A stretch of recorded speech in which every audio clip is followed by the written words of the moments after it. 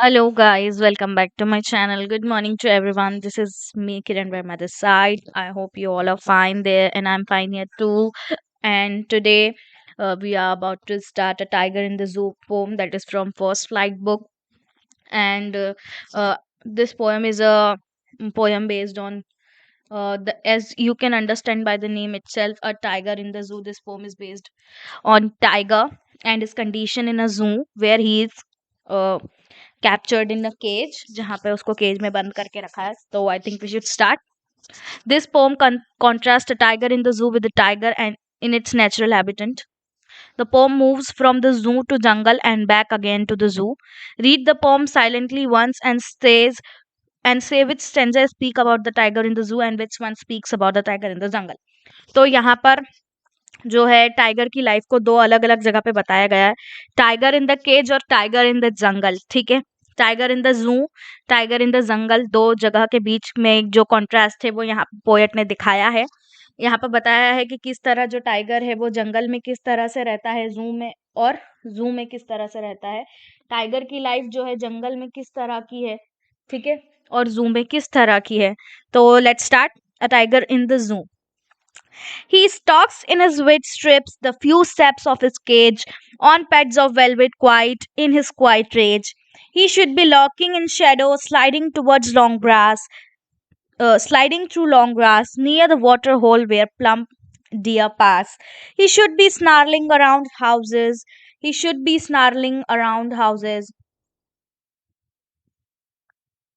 He should be snarling around houses, bare at the jungle's edge, barring his white figs, his claws his claws, terrorizing the village. But he is shocked in a concentrated cell. But he is locked in a concentrated cell. His strength behind bars, stalking the length of his cage, ignoring visitors.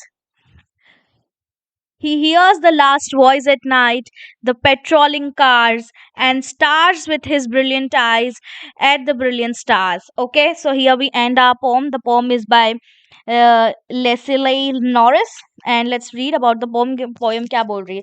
This poem ना तो contrast. This poem contrasts a tiger in the zoo with this poem contrasts the tiger in the zoo with the tiger in its natural habitat. Okay. The poem moves from the zoo to jungle and back again to the zoo. The poet gives out a strange message. यहाँ पे जो poet है वो एक strange message दे रहा है.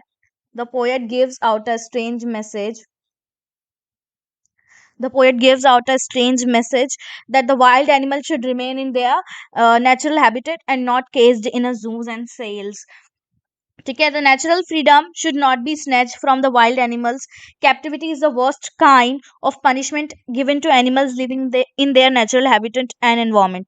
The poem effectively takes out the idea and necessity of freedom and how it is valuable to ones. Okay. तो जो यहाँ पर है, मैं एक बार हिंदी में भी समझा देती हूँ कि मैंने क्या बोला. मैं ये बोल रही हूँ कि जो पोएट है वो ये बता रहे हैं कि हमें जानवरों को किसी भी तरह की बंदिश में नहीं रखना चाहिए. हर जानवर के पास अपना अपना हक होता है. हर हर जानवर एक जो है हैबिटेट एक्वायर करके रखता है और उनके अकॉर्डिंग रहने देना चाहिए. हमें किसी भी जानवर को उनके नेचुरल हैबिटेट से ला करके कभी भी किसी भी जू या किसी भी केज या किसी भी सेल में कभी भी कैप्चर कर करके नहीं रखना चाहिए. ये एक सबसे गंदी पनिशमेंट है हम किसी जानवर को दे सकते हैं अगर. तो ये एक सबसे गंदी पनिशमेंट होगी कि उनको उनके नेचुरल हैबिटेट से उठा करके आप जो है एक जू में या एक पिंजरे में बंद कर दो. फॉर एग्जाम्पल, अगर आप कोई बर्ड लाते हो ना तो आपने अक्सर देखा होगा कि कोई बर्ड आप जब बाहर से लाते हो ना तो उनको जब आप अपने घर में ला करके एक पिंजरे में कैद कर देते हो, एक केज में रख लेते हो ना, तो वो कुछ ही दिन बाद या तो मर जाएंगी या उड़ जाएंगी, है ना. तो हमें कभी भी ऐसा कुछ भी नहीं करना चाहिए. हमें किसी भी जानवर को कभी भी परेशान नहीं करना चाहिए, क्योंकि ये एक वर्स्ट पनिशमेंट है हम किसी भी जानवर को अगर दे सकते हैं. तो इस पोयम में जो है हमारे लिटरली डिवाइस जो है वो यूज हुए हैं. राइम यूज हुई है यहाँ पे, इमेजनरी यूज हुई है, सिंबोलिज्म भी यूज हुआ है यहाँ पे, ऑक्सीमोरॉन यूज हुआ है, personification, alliteration, metaphor, repetition, ember enjambment, assonance यहाँ पे यूज हुआ है, कॉन्सोनेंस यहाँ पे यूज हुआ है, मेटोनिमी यूज हुआ है यहाँ पे। अब राइम स्कीम देख लेते हैं हम इसकी। There are two different rhyme schemes in the poem, they are A B C D and A B C D. Okay, ये यूज हुआ है। The rhyme scheme for the first, second and fifth stanza is A B C B N, for the third and fifth is A B C D. तो आप देख सकते हो कि first stanza, ये first stanza, first stanza, second stanza and fifth stanza, कौन सा? First stanza, first, ये वाला first stanza, second stanza and the fifth one, fifth stanza. Okay, first, second and fifth stanza, इसकी राइमिंग है A B C B. क्या है? A B C B इसकी rhyming है। फर्स्ट, सेकंड एंड फिफ्थ की rhyming है A B C B. Okay, और third और फिफ्थ स्टैंजा की जो राइमिंग है, थर्ड वाली, ये थर्ड और फिफ्थ स्टैंजा की जो राइमिंग है वो ए बी सी डी है। ओके, आई होप कि तुम लोगों को समझ में आ गया होगा। He stalks his velvet in his velvet he stalks in his velvet strips, है ना? यहाँ पे क्या यूज हुआ है? ए, राइम स्कीम ए है यहाँ पे। The few steps of his cage, यहाँ पे बी, ये बी हो गया, ये ए वाली लाइन है, ये बी वाली लाइन है। Just wait. ओके, ये वाली लाइन ए, ये बी, ठीक है, ये सी और फिर से ये बी। यहाँ पे देख सकते हो केज रेज, ठीक है। द नेक्स्ट इज, ऐसे ही आई थिंक कि तुम लोगों को समझ में आ गया होगा कि यहाँ पे क्या है, ए बी सी बी वाला जो है राइम यूज हो रहा है। ओके, चलो अब अगला वाला देख लेते हैं हम। ये फोर्थ वाला जो है मैं चेकआउट करके बता रही हूँ तुम लोगों को। But he is locked in a concentrated cell. अब यहाँ पर भी तुम जो देख सकते हो ए बी सी और डी, ठीक है, ए बी सी डी, यानी यहाँ और इसका फोर्थ पैरा का लास्ट लाइन और सेकेंड लाइन में जो है कोई भी राइम स्कीम नहीं मैच हो रही है, इसलिए ये हो गया A B C and D. ठीक है, अब मैं बताती हूँ आपको इमेजनरी यहाँ पे कैसे यूज हुई है। The imagery is conveyed through, सबसे पहली बात तो ये पॉइंट जो है अपना विविड स्ट्रिप, ये वाला vivid, just wait, vivid strip, ठीक है, ये वाला विविड स्ट्रिप्स जो है, एक ये है इमेजनरी। उसके बाद lurking in the shadow, lurking in the shadow, ये भी एक इमेजनरी यहाँ पे यूज हुआ है। ठीक है, उसके बाद sliding through long, sliding through long, ये भी जो है एक यहाँ पे हमारा इमेजनरी यूज हुआ है। इसके बाद स्नार्लिंग अराउंड द हाउसेस, ये स्नार्लिंग अराउंड हाउस, ये वाला पॉइंट। ठीक है, इसके बाद stalking the length of his cage, ये वाला, ये वाला। उसके बाद इग्नोरिंग और विजिटर, ठीक है, ये वाला। ये हमारे जो सारे हैं ये क्या है, इमेजनरी जो है हम बता रहे हैं यहाँ पे। और यहाँ पे जो है सिंबलाइज वर्ड कौन से हो गए, केज, स्काई हो गया। ठीक है, उसके बाद ऑक्सीमेरन यहाँ पे यूज हो रहा है। ऑक्सीमेरन कहाँ पे यूज हो रहा है, the use of to consecutive words that have contradictory meanings. ठीक है, कॉन्ट्रडिक्टरी यानी किसी दो ऐसे, एक पैराग्राफ में किसी दो वर्ड्स का ऐसा यूज होना जिसका जो है टोटल अपोजिट मीनिंग होता है। यहाँ पे क्वाइट, क्वाइट और ये रेज। ओके, तुम लोगों को जैसे मैंने समझाया, तुम लोगों को आई होप कि तुम लोगों को समझ में आ गया होगा कि मैं क्या बोल रही हूँ। क्वाइट और रेज, है ना, क्वाइट और रेज। इसके अलावा क्वाइट और रेज का जो यहाँ पर जो है कॉन्ट्रडिक्टरी मीनिंग है, जैसा कि मैंने तुमको बताया, ऑक्सीमोरन का मतलब होता है कि किसी एक पैराग्राफ में दो वर्ड ऐसे यूज होना जिनका मतलब जो है बिल्कुल अलग है एक दूसरे से। तो क्वाइट का मतलब होता है साइलेंट और शांत, और एंगर का मतलब और रेज का मतलब होता है सप्रेस्ड एंगर। ठीक है, ऐसा एंगर जिसको दबाया गया हो। ठीक है, यानी टाइगर को तुम केज में बंद कर रहे हो तो उसको जो गुस्सा आएगा वो अपना गुस्सा क्या कर सकता है, दबा के ही रख सकता है ना वो, क्योंकि केज में बंद है तो वो तुम पर हमला नहीं कर सकता, उतना गुस्सा तुम जो है जाहिर नहीं कर सकता है ना। तो फर्स्ट जो पैराग्राफ है उसमें ऑक्सीमोरॉन भी यूज हुआ है ना। पर्सोनिफिकेशन, पर्सोनिफिकेशन कहाँ पे यूज हुआ है, here listen to me, the tiger is referred to with the use of pronoun he. यहाँ पर जो आप देख रहे हो सेकेंड पैराग्राफ में, थर्ड पैराग्राफ में, यहाँ पर जो टाइगर है उसको एक वर्ड से प्रोनाउंस किया गया, उसको जो टाइगर को उसको एक वर्ड से, बार बार टाइगर लिखने की जगह इन्होंने कुछ वर्ड से दर्शाया है और उन्होंने क्या यूज किया है, यहाँ पे ही यूज किया है। ठीक है, इसलिए यहाँ पर जो है पर्सोनिफिकेशन भी यूज हुआ है। उसके बाद इलिट्रेशन कहाँ यूज हुआ है? इलिट्रेशन भी यूज हुआ है, एक ही बहुत सारे पैराग्राफ में इलिट्रेशन यूज हुआ है। किसी भी इलिट्रेशन का मतलब सबसे पहले क्या होता है वो देख लो, repetition of initial consonant sound in the same line alliteration is being used in a phrase.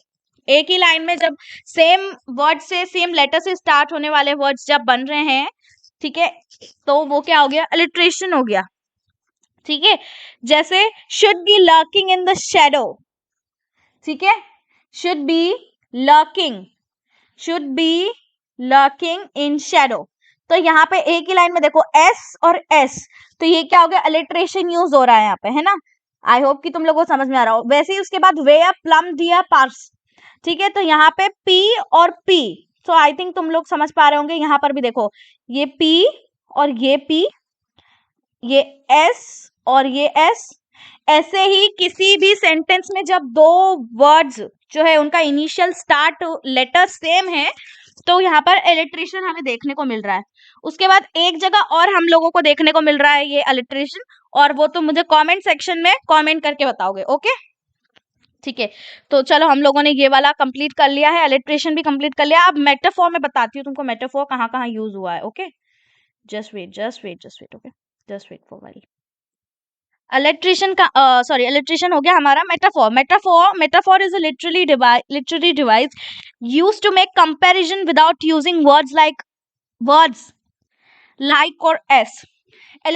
Metaphor क्या होता है? मेटाफोर तब हम कहलाता है किसी भी सेंटेंस में, मेटाफोर तब हम आइडेंटिफाई कर सकते हैं जब किसी भी चीजों का कंपैरिजन किया गया हो, लेकिन कंपैरिजन जो है वो लाइक और एज वर्ड यूज करके कंपेयर नहीं किया गया हो, ठीक है।